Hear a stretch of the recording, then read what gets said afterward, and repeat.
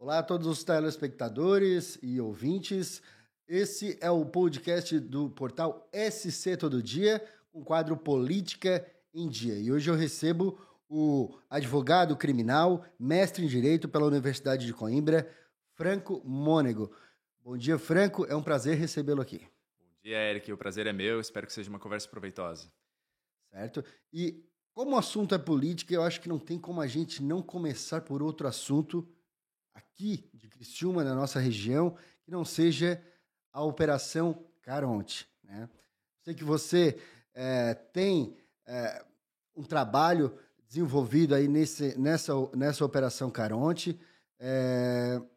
Me conta um pouco, você já teve a experiência sobre esse tipo de operação, dessa envergadura aqui no nosso estado? Sim, já tive experiência em outras operações desse gênero. Entretanto, a Caronte foi de fato a mais significativa para mim, tanto por envolver a minha cidade, como por envolver, né, o próprio prefeito e tudo mais. Então, tem sido uma experiência muito grandiosa, digamos assim. Foi um trabalho onde eu tive bastante proximidade ali com o meu próprio cliente. Aliás, eu já tinha essa proximidade antes do processo acontecer. E o negócio está desenvolvendo de uma maneira muito producente, digamos assim, para o meu crescimento profissional. E o que está acontecendo aqui no nosso cenário jurídico, judicial, em Santa Catarina? A gente está tendo bastante prisões de figuras importantes da nossa política, mais de 20 prefeitos, enfim. O que mudou nos últimos anos? Porque não é algo comum. A gente não era acostumado com esse tipo de acontecimento, né? Perfeito. Então, a criminologia chama de cifra oculta, que é um fenômeno, né, dentro da criminologia de quando as pessoas cometem delitos, mas elas não são responsabilizadas pelas instâncias formais de controle. O que está acontecendo aqui em Santa Catarina, digamos assim? Eu acredito que os órgãos investigativos eles têm tido um empenho maior, né, uma dedicação mais exclusiva, digamos assim, em apurar esses específicos delitos de colarinho branco. Não é que eles já não acontecessem antes, digamos assim, que já não haveriam acusações para serem feitas, mas eu acredito que agora, neste momento, nos últimos anos, esse trabalho tem sido desempenhado de uma forma mais intensa, o que está possibilitando o Ministério Público a oferecer essas denúncias, a apurar, a instruir os processos criminais sobre o cometimento desses delitos. O Ministério Público, ele é um órgão independente, né, certo? Só que existe algum tipo de influência governamental, alguma coisa, alguma interferência ali dentro com relação às investigações, ou eles são realmente imparciais e independentes? Olha, são meus colegas de trabalho, digamos assim, eu tenho que acreditar, digamos assim, que todo o trabalho realizado por eles é feito de uma forma muito isenta, assim. Então eu não posso fazer presunções, e aliás não faço presunções de que existem aspectos políticos ali no trabalho do Ministério Público. É um trabalho admirável, eles cometem erros como todos os seres humanos, né, como nós advogados, como juízes, enfim. É característico de todas as profissões que envolvem, né, esse senso, esse tato humano. Então, penso eu que o trabalho é feito de uma forma isenta, da maneira que podem, sempre sujeitos aos riscos dos seres humanos. Certo. E nessas grandes operações envolvendo crime de colarinho branco, envolvendo grandes políticos, grandes empresários, grandes figuras, veio à tona também essa questão da delação premiada. O que você acha sobre a delação premiada? Eu acho que é um instituto que tem benefícios e malefícios, digamos assim. Eu acho que a delação premiada hoje, ela gera, dentro do contexto de um processo criminal, uma certa insegurança jurídica, né? Por quê? É um benefício, né, para quem não tem conhecimento, que é oferecido a um acusado dentro de um processo penal para que ele traga informações ao processo que possa, por exemplo, responsabilizar outras pessoas ou auxiliar os órgãos investigativos, o Ministério Público, a solucionar determinado crime. Até aí, sobre esse ponto de vista, é algo somente positivo. Acontece que, por oferecer um benefício, certas vezes pode acontecer de haver uma construção de uma realidade um pouco forçada ali. Por quê? O acusado, dentro de um processo criminal, digamos que durante uma investigação, que vai optar pela colaboração premiada, ele precisa trazer fatos novos, relevantes, entende? Para receber o benefício. Se não, se ele trouxer o que a acusação já tem, ele não vai receber esse determinado benefício. Então, isso pode gerar uma certa insegurança em relação à instrução processual, da maneira que quem está produzindo aquela prova tem um interesse, né, de uma contraprestação. Então, cabe uma avaliação subjetiva do o que ele está fornecendo ali, né, é realmente a realidade irrelevante. Tudo bem, aqui cabe um adendo de que os órgãos investigativos e o Ministério Público eles sempre verificam, né, as informações fornecidas pelo colaborador e tudo mais, mas ainda assim eu entendo que existe esse aspecto negativo. Entretanto, se utilizada a verdade de uma forma plena, é de fato um instituto muito interessante para se alcançar a verdade real dentro do processo, porque às vezes se alcança ali através do depoimento do colaborador uma verdade que não seria alcançada de outra forma dentro de uma instrução processual. Pode acontecer do réu delatar sem aquela prova concreta e ganhar o benefício? Via de regra, ele precisa de um amparo. O que ele fala precisa ter sentido, sabe? Só que o direito é muito subjetivo. Então, às vezes, uma mesma prova poderia dar a entender uma coisa e pode dar a entender uma outra coisa também. E aí, esse é o receio, essa é a insegurança de que o colaborador se instrumentalize disso para criar uma realidade um pouco diferente do que realmente é. Não é regra, mas pode acontecer. Um assunto que também está sendo bastante discutido, debatido na sociedade é a questão da ressocialização, né?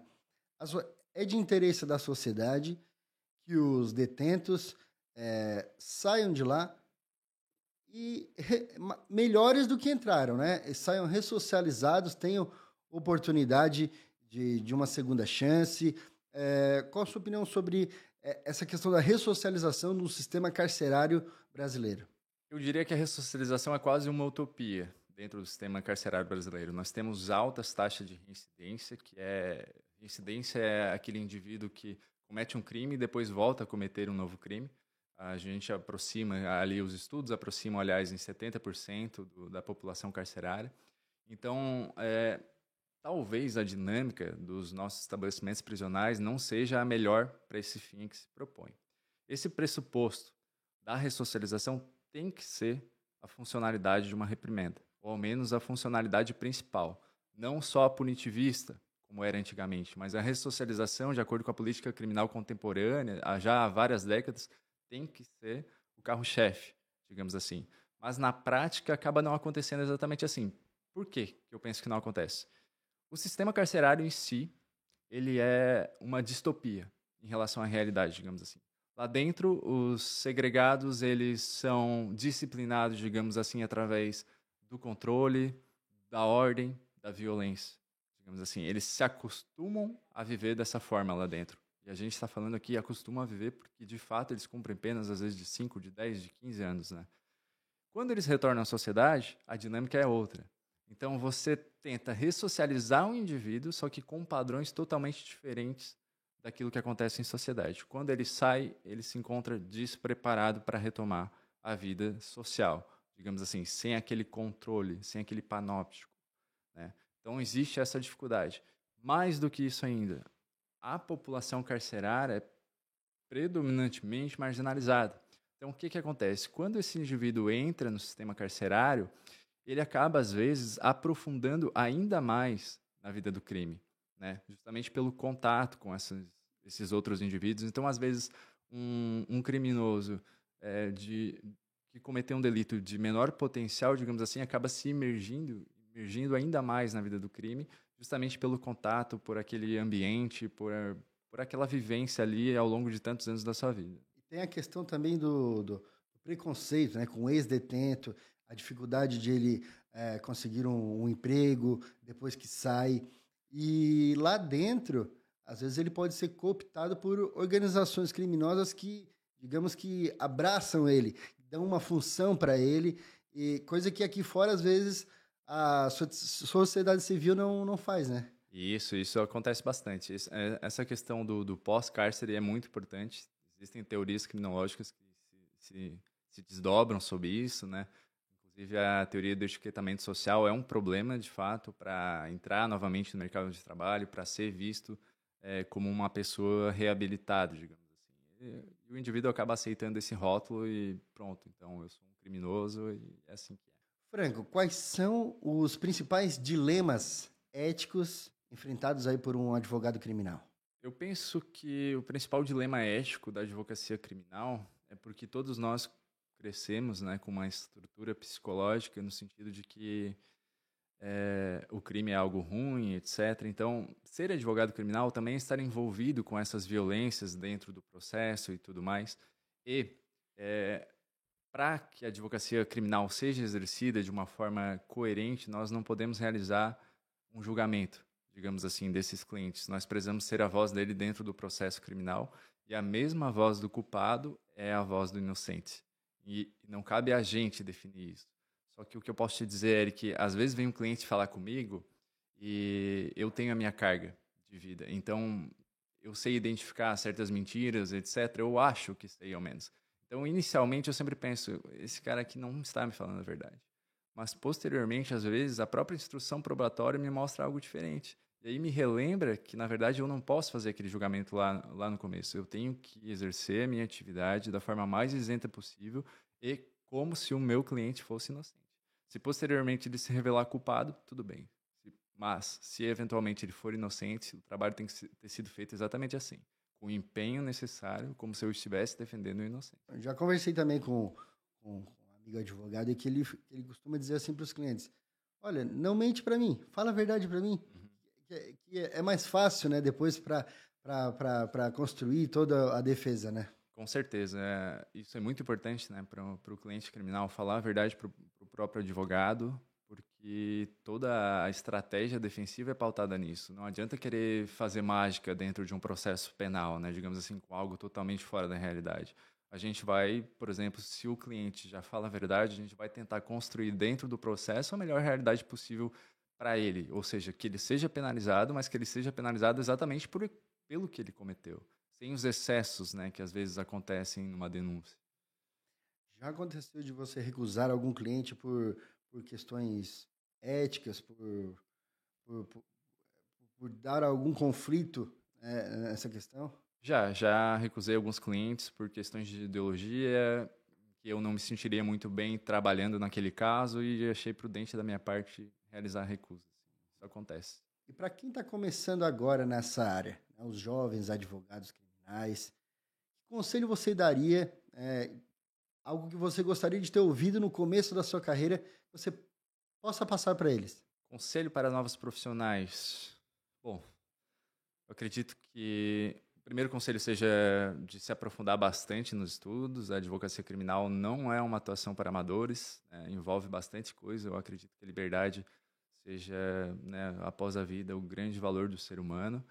E é uma advocacia muito artesanal, às vezes os detalhes fazem toda a diferença. Né? Então se profissionalizem, estudem e leiam os clássicos, porque a legislação, por exemplo, a leitura da legislação ou de livros técnicos vai te falar o que o direito é, mas é lendo os clássicos que você vai aprender a pensar sobre o direito, aprender a pensar sobre estratégias, se tornar o seu raciocínio assim muito melhor dentro de uma instrução probatória. Eu acredito que isso é muito prudente. E nos últimos anos, ao longo da sua carreira aí, como que está a questão da legislação? Está mais fácil trabalhar na área criminal ou ficou mais difícil? Eu não sei precisar muito bem isso, porque a questão da advocacia criminal não envolveria só a questão da legislação, né? Por exemplo, um crescimento profissional que eu tenha tido não necessariamente envolveu que a legislação possibilitou isso, entende? Mas sim a minha própria realidade profissional. Então, eu não sei dizer, assim, o que eu posso te dizer é, existem institutos despenalizadores, como, por exemplo, o NPP, né, que foi criado em 2019, eu acho que foi um grande avanço para que os crimes cuja pena mínima ali seja menor de 4 anos possam ser responsabilizados de uma maneira diferente, né? As pessoas que cometeram esses crimes possam ser responsabilizadas de uma maneira diferente. É um instituto despenalizador. Eu acho que o processo penal caminha para esse lado e não saberia dizer ao certo assim a resposta para a tua pergunta.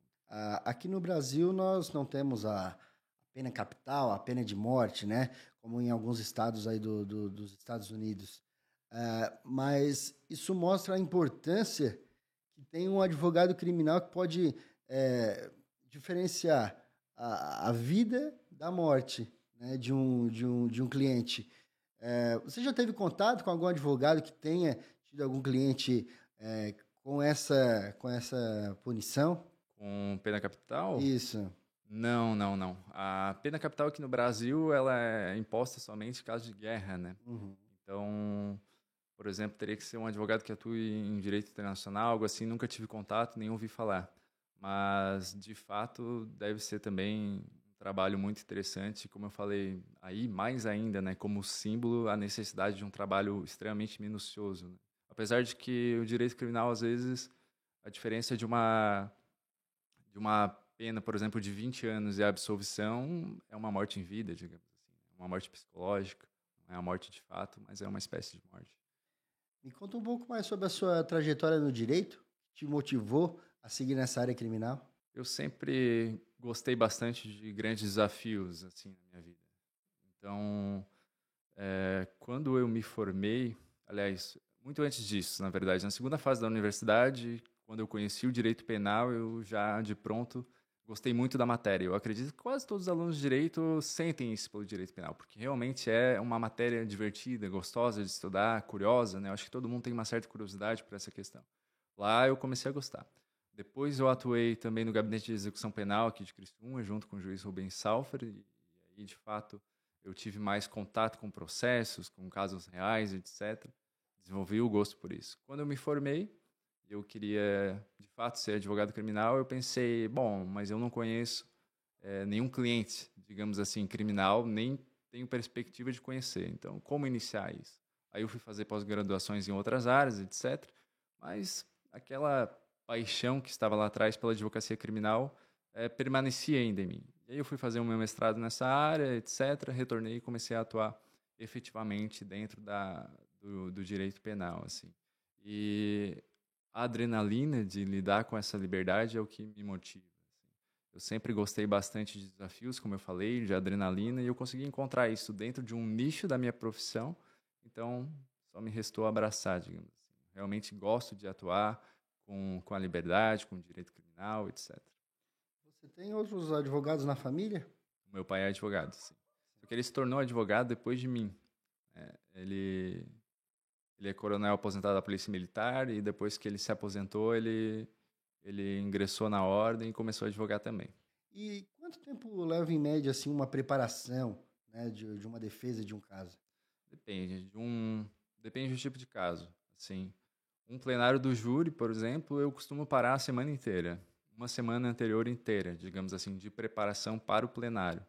O plenário do júri, ele é um instrumento, digamos assim, de decidir a responsabilização ou não daquele indivíduo nos crimes dolosos contra a vida, ou seja, nos homicídios, por exemplo. E lá existem os debates orais, ou seja, a acusação fala por 1h30, depois a defesa fala por 1h30. Depois ainda tem a réplica e a tréplica, entende? Então é bastante tempo de fala, é uma questão que envolve bastante psicologia também, né? Porque quem julga são 7 jurados, não são juízes, são pessoas normais da sociedade que são convocadas para estar lá e a maioria vence, digamos assim. Então envolve muito a questão do convencimento, né? É extremamente interessante. Nesse aí é fácil precisar, eu sei. Eu sempre paro uma semana antes, começo a me dedicar ao processo, aos ensaios, à estrutura de tudo, pesquiso o nome de todos os jurados, etc. Porque nós podemos realizar recusas, né, assim como uma acusação. Então, dessa forma. Agora, quanto a outros casos concretos, é muito difícil dizer, porque os processos demoram anos, entende? Então, o trabalho vai sendo feito por partes. Né? É difícil precisar, assim, questão de tempo. Essa questão do júri popular, para o pessoal entender, qual é a função do juiz ali? É só proferir a sentença que foi decidida pelo colegiado, digamos assim, de pessoas populares, né? Sim, essencialmente sim. O juiz vai fazer a dosimetria da pena de acordo com a decisão dos jurados e ele também preside, né, o próprio ato. Cabe a ele organizar, manter a ordem, etc. Então ele tem também essa função secundária durante todo o acontecido. E o pessoal ali do júri, ele é autorizado a fazer perguntas? Como é que funciona? Você diz o conselho de sentença, as pessoas? Isso, exato. Sim, eles podem tirar as dúvidas tanto para as testemunhas quanto posteriormente direcionar perguntas que eles entendem por necessárias para o juiz fazer a acusação, a defesa ou para o juiz explicar a eles. E para um advogado criminal, é mais fácil ou é mais difícil quando se trata de um convencimento de pessoas que muitas vezes não estão ligadas ao direito, né? Depende do caso. Eu acho a coisa mais difícil que tem dentro da advocacia, o exercício da explanação oral dentro do debate, porque envolve um monte de questões interdisciplinares, digamos assim. Então, acho que é uma das coisas que exige mais preparação. Existem casos, por exemplo, que eu considero mais tranquilos num plenário do júri do que seriam casos julgados por um juiz, e existem casos que eu acho muito mais difíceis dentro de um plenário do júri do que seriam quando julgados por um juiz. Por quê? O conselho de sentença tem esse senso social, né? Então, por exemplo, quando a gente fala na palavra do policial, a primeira coisa que se pensa é que ela é verdade. Então, para você convencer um jurado de que ela, às vezes, pode não ser, é muito mais difícil do que, às vezes, o juiz, que tem um conhecimento técnico, ele sabe o que acontece dentro dos processos criminais. Então, é muito relativo. E também tem a questão dessa carga que cada jurado ele carrega, ele Isso. traz, né? E já, se for um juiz que leva mais para a questão literal, a questão mais da lei mesmo, ele deixa as questões dele, as ideologias dele de lado e coloca em prática o que está na lei. Já no júri popular, isso não acontece, né? Eu já vi pessoas sendo condenadas que provavelmente seriam inocentadas por questão técnica, por um juiz togado, e ao contrário, da mesma forma. Eu já vi pessoas sendo absolvidas que pela questão técnica seriam condenados. Mas é o que a lei prevê, é o rito, né? É o ritual que a lei prevê como legítimo para que essas pessoas sejam julgadas, né? Nos casos de a questão da pressão popular, porque a gente vê que tem casos que repercutem nacionalmente, até fora do país. Essa questão da pressão popular aí no julgamento, ela pode acabar interferindo ou não? Um julgamento no plenário do júri ou qualquer julgamento? Em ambos. Em ambos. No plenário do júri, definitivamente sim. Eu acredito que essa pressão popular é um grande passo para a acusação. Por exemplo, se a pressão popular for pela condenação. Ao contrário, vale também. Se a pressão popular for pela absolvição também. Isso pesa muito na mentalidade dos jurados. Entende? Por exemplo, a própria criação deles já fala muito. Eu, por exemplo, quando eu vou pesquisar a vida dos jurados, eu analiso o posicionamento político deles, o tipo de gênero de postagens que eles têm nas redes sociais, né? Se aquilo ali é uma predisposição a um posicionamento mais punitivista ou não, que tipo de profissão eles têm, se já são membros de família ou não, aí depende da característica do crime, enfim, são vários fatores que podem influenciar o posicionamento dele. E um jurado que já chega com uma pré-determinação para a condenação, e quase todos são assim, já é difícil mudar, mas alguém que chega assim muito intensamente, aquele jurado ali é um jurado perdido. É um voto, digamos assim, já contrário. Entendi. Não vai conseguir, ele não vai nem prestar atenção, por exemplo, no que a defesa tem a falar. Ele vai ouvir o Ministério Público e é aquilo. Então, a gente tem que tomar muito cuidado com esse tipo de jurado. Quando existe uma pressão social para a condenação, quase todos os jurados são assim. Então, o trabalho é ainda mais dificultoso. No caso do juiz togado, essa influência, ao menos deveria, né, em um plano do dever ser, ser um pouco menor. O togado não deveria estar suscetível a essas pressões sociais, mas na prática acaba acontecendo às vezes, eu acredito. Nunca presenciei assim algo que eu falasse assim, nossa, isso foi totalmente pressão social no juiz togado, mas eu imagino que deva acontecer. A gente falou um pouco sobre a questão do preconceito. E como funciona defender um cliente com uma ficha criminal extensa? E é mais fácil defender um réu primário culpado ou um réu com uma extensa ficha criminal que é inocente? Vai ter algum tipo de influência na hora do julgamento? defender o inocente é sempre mais difícil, porque a pressão é diferente, né? E o inocente que tem uma extensa ficha criminal, com certeza isso influencia no julgamento do plenário do júri. O Conselho de Sentença leva isso muito em consideração. Por exemplo, a grande maioria das absolvições que eu tive eram casos familiares, réus que não estavam presos, por exemplo, réus que não eram do mundo do crime. Quando o réu é do mundo do crime, está lá cumprindo pena, por exemplo, às vezes por outro delito que não tem nada a ver, mas é como se fosse um balaio de gatos, entende? A pessoa olha e entende, pô, sabe, uma questão, não sei se seria de merecimento, mas uma predisposição. Você olha para aquela pessoa com uma predisposição à condenação. E aí nós ainda temos um promotor de justiça dizendo que a interpretação dos fatos deve ser daquela forma. Tudo dificulta. Ô Franco, como foi a sua experiência lá na Universidade de Coimbra e quais são os desafios de ser um advogado criminal no Brasil? A minha experiência na Universidade de Coimbra foi bastante grandiosa. Eu fui fazer um meu mestrado lá em Ciências Criminais. Eu desenvolvi muito meu senso crítico sobre legislação, crime, criminoso, o que forma um criminoso, qual o melhor tipo de legislação adequada para combater o crime. Sem falar isso, foi também um período de bastante crescimento pessoal para mim. A segunda pergunta qual foi? Os desafios de ser um advogado criminal no Brasil.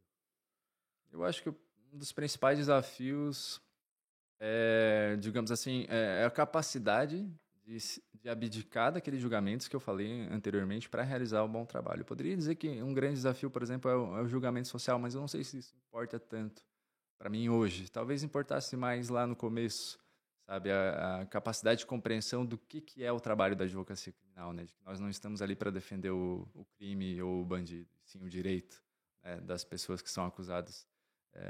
Nós integramos, né, um mecanismo de justiça, digamos assim, que tem acusação, magistrado e defesa. Entender isso é se permitir ser advogado criminal, digamos assim. Entender que nós não estamos ali para defender especificamente aquela violência que está acontecendo, né? E sim integrando um sistema. É isso. Agora, uma questão que abrange todo o país são as decisões tomadas no STF, certo? Na sua concepção, analisando o comportamento e as decisões judiciais desses ministros, existe algum tipo de militância ou inclinação de alguns ministros, algumas manobras feitas para criminalizar uns, suavizar apenas a pena de outros, ou na sua concepção isso está fora de... Eu entendo que sim. É como nós falamos, toda pessoa vem com as suas cargas, né? Não é porque são ministros do STF que eles são completamente isentos assim na atuação deles. Então, cada um está lá para exercer a representatividade, digamos assim, de acordo com seus próprios pensamentos. Foram escolhidos, muito bem escolhidos, aliás, alguns, na minha opinião, outros nem tanto, mas eles vão sempre expressar a técnica jurídica através de uma carga que eles mesmos possuem, né, digamos assim. Por exemplo, tu se considera um cara mais punitivista ou mais garantista na, na solução desses conflitos aí criminosos? Uma pergunta direta para ti aí. Não quer se manifestar sobre isso? Tá, perfeito. Uma pergunta que eu ia fazer era sobre a questão da prisão em segunda instância. De que forma isso pode ter interferido na questão dos crimes de colarinho branco? Diretamente, eu acredito que a interferência disso seja em relação a todos os crimes, né? Porque os recursos para a terceira instância, que é o STJ e o STF, normalmente eles têm que suscitar alguma nulidade, entende? Então, a grande maioria deles, eu acho que por isso até que vem essa alteração, eles eram protelatórios, ou seja, serviam para atrasar o trânsito em julgado da condenação e, efetivamente, o início do cumprimento da pena. E com essa alteração, agora, isso meio que perdeu. Porém, eu acho um pouco inseguro, porque alguns desses recursos, mesmo que ataquem nulidades, etc., darão certo, entende? E o processo, por exemplo, será anulado. Então, a pessoa pode vir a iniciar o cumprimento de uma pena que, posteriormente, ele não vai precisar cumprir, efetivamente, né? E aí, como fica a situação dessa pessoa? Então, acho que tem essa insegurança. Isso não se aplica só aos crimes de colarinho branco, mas a todos, né? Caso haja, de fato, essa alteração, né, de início de cumprimento de pena em segunda instância. Agora, Franco, eu não sei se você tem algum dado, nesse sentido das prisões injustamente. Tem gente que é preso por engano, e aí depois de anos Sim. O sistema solta ele, e aí fica aquele prejuízo, né? Psicológico, enfim, aquele estigma na sociedade, porque muita gente ainda não vai acreditar que aquele cidadão foi preso injustamente, então fica aquela carga sobre ele, né?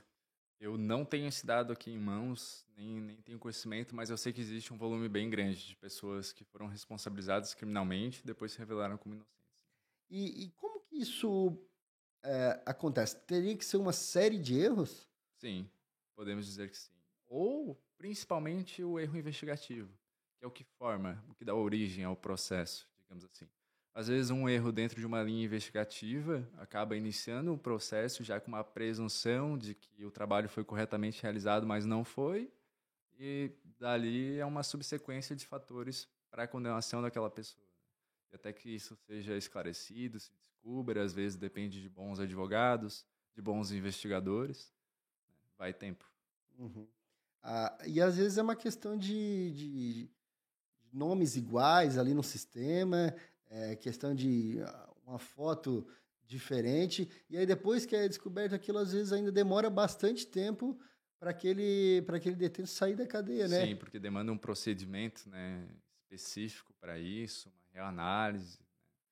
Realmente não é tão fácil, a não ser que seja algo muito escrachado, digamos assim. Aí um habeas corpus tende a resolver, né?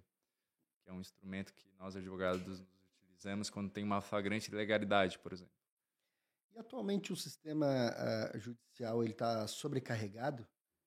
Tem muito processo? Com certeza, sim, com certeza. Mas isso é consequência de um país bem grande com altas taxas de criminalidade, né? Eu acho difícil que isso seja evitado, mas está sobrecarregado, sim. Talvez não em todas as comarcas, mas nas grandes. Geralmente esses processos criminais eles são processos que levam anos, né, Sim, demora bastante. para começarem e terminarem, né? Com essa alta taxa de criminalidade, a tendência é que acabe aumentando cada vez mais, né? Sim, por isso que os institutos despenalizadores são bem-vindos, porque na verdade os institutos despenalizadores eles visam também desafogar o poder judiciário para que todo o sistema dê mais atenção aos crimes mais graves, entendem? Tem um ANPP possibilitando um acordo entre o Ministério Público e o acusado para que ele não avance, né, dentro de uma ação penal, é justamente isso.